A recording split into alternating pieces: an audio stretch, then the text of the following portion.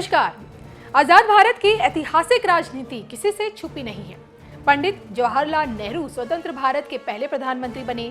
उनकी सरकार ने देखिए नेहरूवादी या फिर मिश्रित आर्थिक नीति को लागू करना शुरू किया। फिर 1964 में नेहरू के निधन के बाद कांग्रेस को इंदिरा गांधी के राजनीति में आने तक नेतृत्व संकट का सामना करना पड़ा। हालांकि देखिए इंदिरा से पहले राष्ट्रीय स्तर के नेता लाल बहादुर शास्त्री के सशक्त नेतृत्व में भारत कुछ कदम आगे चला ही था कि उनका निधन हो गया। फिर 70 के दशक में देश में इंदिरा का युग आया। इंदिरा गांधी अपने ठोस निर्णयों के कारण एक मजबूत नेता के तौर पर जानी गई। आपातकाल के समय जब देश बुरे दौर से गुजर रहा था, तब भारतीय जनता पार्टी का उदय हुआ। मोरारजी देसाई पहले गैर कांग्रेसी प्रधानमंत्री बने। फिर देखिए operation blue star Indira Gandhi की मौत का कारण बना और उनकी हत्या के बाद जमी जमाई राजनीति विरासत में उनके बेटे यानी कि राजीव गांधी को मिल गई। फिर उन्होंने देखिए 1984 में सबसे कम उम्र के प्रधानमंत्री बनकर देश की सत्ता संभाली।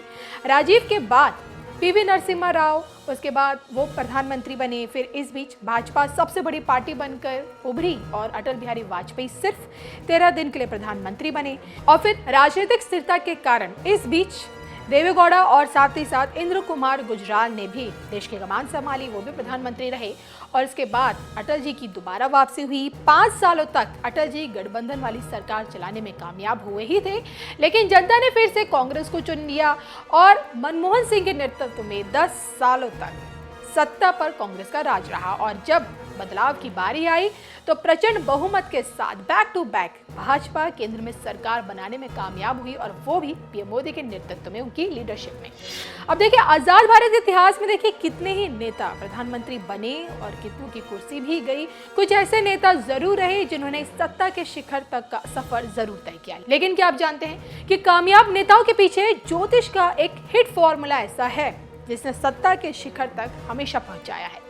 राजनीति में हिट होने का ज्योतिष फॉर्मूला क्या कहता है, आइए आपको बताते हैं।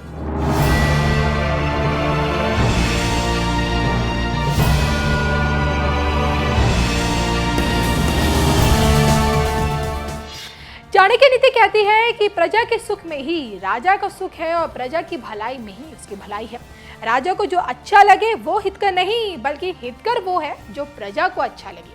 आज हम राम राज की बात करते हैं देश में, लेकिन क्या आप जानते हैं जो कि कर्क लगन में ही प्रभु श्री राम का जन्म हुआ और इस धरा पर यशस्वी और सफल राजा भी वो साबित हुए, और इसलिए लीडरशिप के लिए कर्क लगन को सबसे उत्तम माना गया है। कहते हैं कि वैदिक ज्योतिष का सबसे बड़ा ग्रह देवगुरु बृहस्पति है, केवल कर्क लगन में ही अपने उच्च का होता है, और इस लगन में कार्य भाव के अधिपति भौम, आय के शुक्र, धन के सूर्य और भाग्य के अधिपति देवगुरु होते हैं। और इस कारण कर्क लगन के व्यक्ति को राज सत्ता मिलने की संभावना सबसे ज्यादा होती है।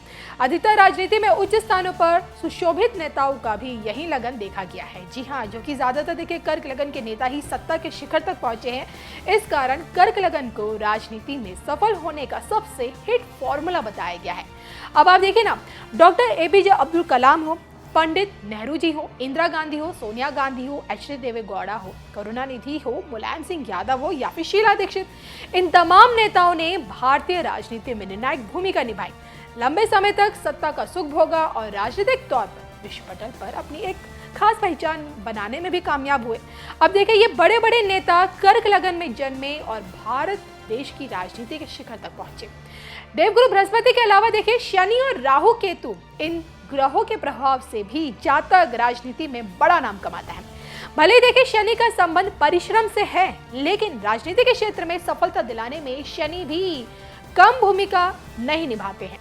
शनि मजबूत होने पर जनता का साथ दिलाता है। इस कड़ी में राहु केतु 2 ऐसे ग्रह हैं जो जीवन में अचानक होने वाली घटनाओं के कारक हैं, लेकिन जिन लोगों की कुंडली में यही 2 ग्रह शुभ होते हैं तो उन्हें राजनीति के क्षेत्र में अपार सफलता प्राप्त होती है, और ऐसे लोग अचानक राजनीति के क्षेत्र में छा जाते हैं और देखते ही देखते लोगों के दिलों में जगह बना लेते हैं। ऐसे लोग देखिए अच्छे रणनीतिकार भी होते हैं और कूटनीति के भी सबसे बड़े माहिर खिलाड़ी होते हैं, और तो और ऐसे लोग शत्रु पर विजय भी आसानी से प्राप्त करते हैं।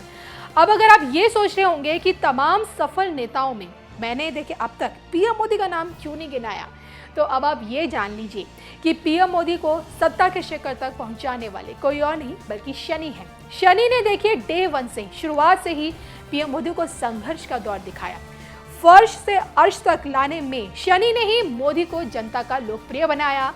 शनि की दशा में ही पीएम मोदी ने 2 बार केंद्र की गद्दी संभाली और अब जब देखिए तीसरी बार यानी कि 24 में गद्दी संभालने का मौका आएगा, उस वक्त भी शनि की दशा से पीएम मोदी गुजरेंगे। बहरहाल राजनीति में हिट होने के पीएम मोदी के पीछे कई ज्योतिष कारण तो बहुत है, लेकिन आपकी नजरों में पीएम मोदी की अपार सफलता के पीछे कौन सा कारण है, कमेंट करके बताइएगा जरूर।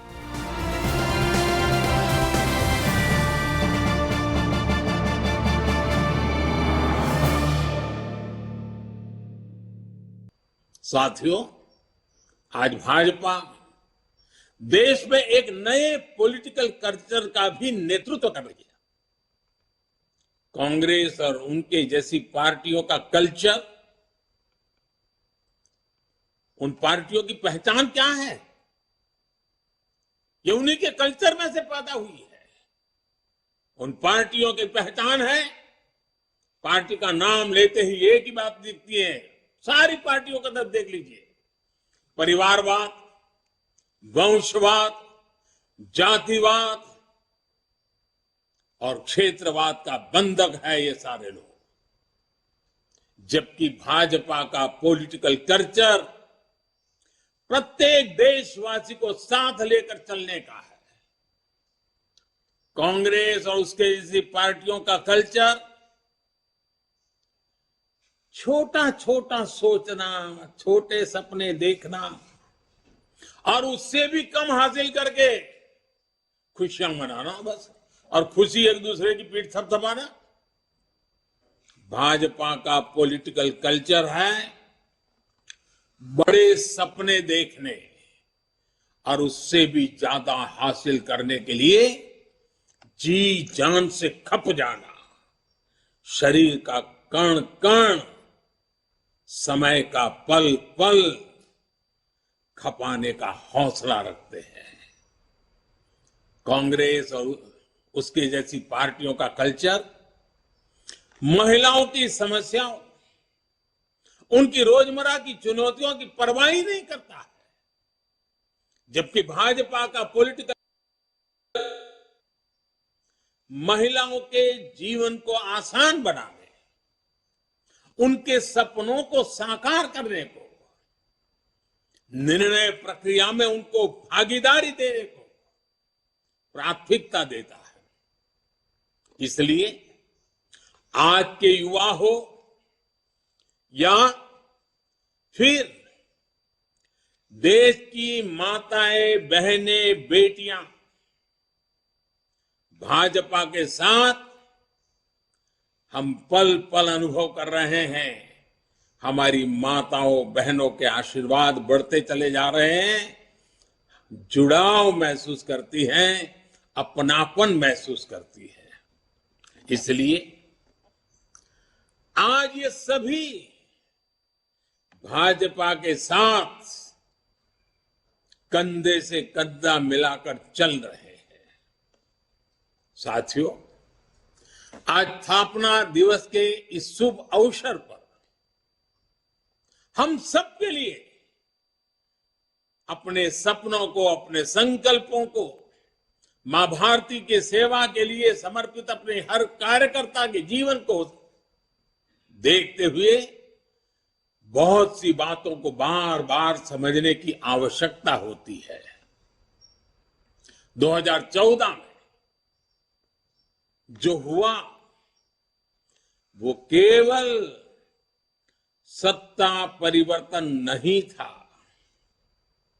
2014 में भारत के लोगों ने भारत के पुनर्जागरण की नई यात्रा का शंखनाद कर दिया है।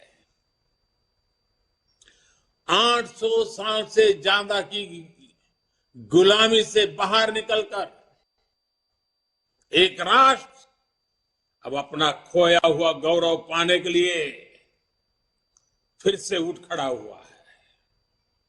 और इस प्रक्रिया में दशकों से चली आ रही बुराइयां, चुनौतियां धीरे धीरे कमजोर पड़ती जा रही है।